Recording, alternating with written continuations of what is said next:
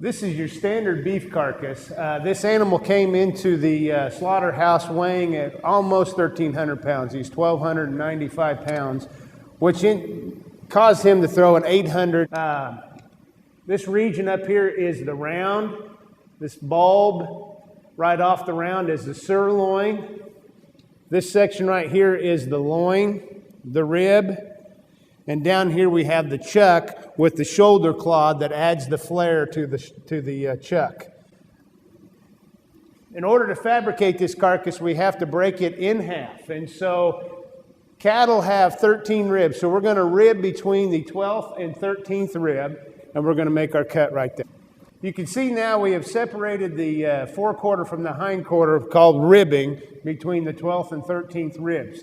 What we have here is the exposure of the ribeye muscle. This will go to make the ribeye as we fabricate this carcass. This is the point where a USDA quality grader will actually assign a quality and yield grade to this carcass. He will observe the amount of marbling in the ribeye and assign a quality grade from the marbling in combination with the maturity of the animal. And this carcass right here is roughly around a small 40, small 50, so he's in the low choice quality grade range. Inside this carcass, you notice there should be 12 ribs inside here.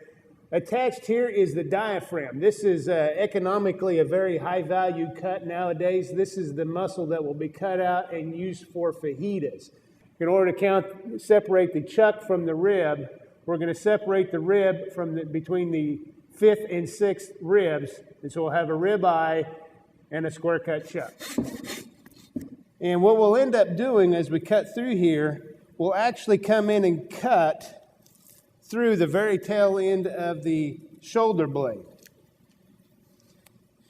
And an animal as young as this one is, it'll be just a big piece of cartilage and be easy to cut through.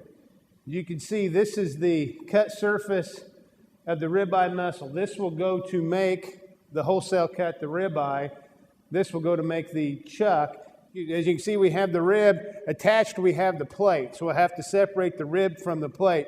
The first thing we want to do is remove this diaphragm. The USDA puts out Institutional Meat Purchasing Specification, or IMPS, which basically are cutting instructions on how we are to fabricate this carcass. And according to IMPS, we have to remove the plate from the ribeye at approximately 3 inches from the tip of the ribeye muscle to a point that's approximately 4 inches from the ribeye muscle, which is this muscle right here, on the blade end.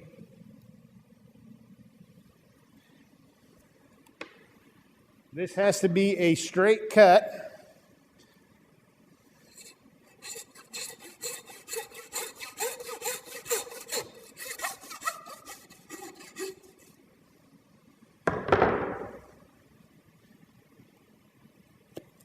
After separation, you see we have what's called the plate and the bone-in ribeye. And for the plate, typically what will happen with this cut is we come here with a bandsaw and make 2 to 3 inch cuts, with cuts along here, cut between the ribs and display those as bone-in short ribs. What we have now is the whole bone-in ribeye. You have the ribs coming off of the backbone here. A ribeye should have 7 ribs. 1, 2, 3, 4, 5, 6, 7 full ribs. And now in order for this to be vacuum bagged and sent out to grocery stores, we have to remove what's called this chine bone here, which we'll do on the bandsaw.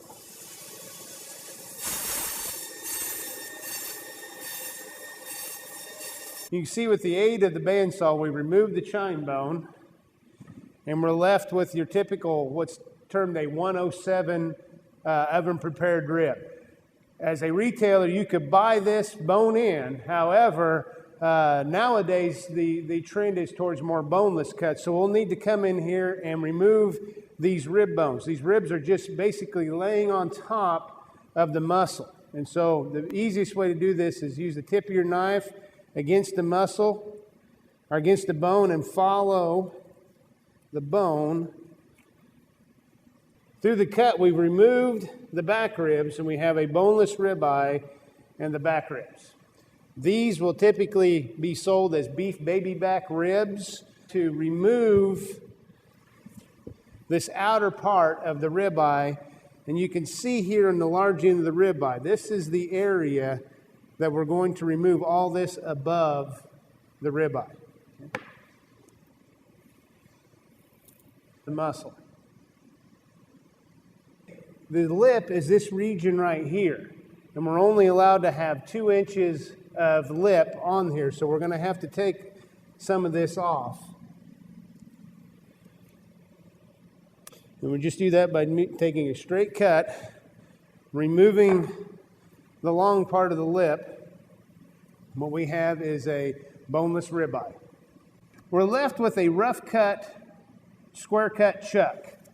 Now, this region right here is the sternum or the breast part of the animal. This cut here will become the brisket.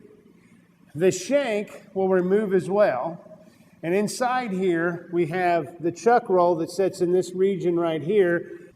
What we have left is a rough cut chuck roll. The chuck roll sits in this region right here. However, we have the remaining part of the ribs and backbone, which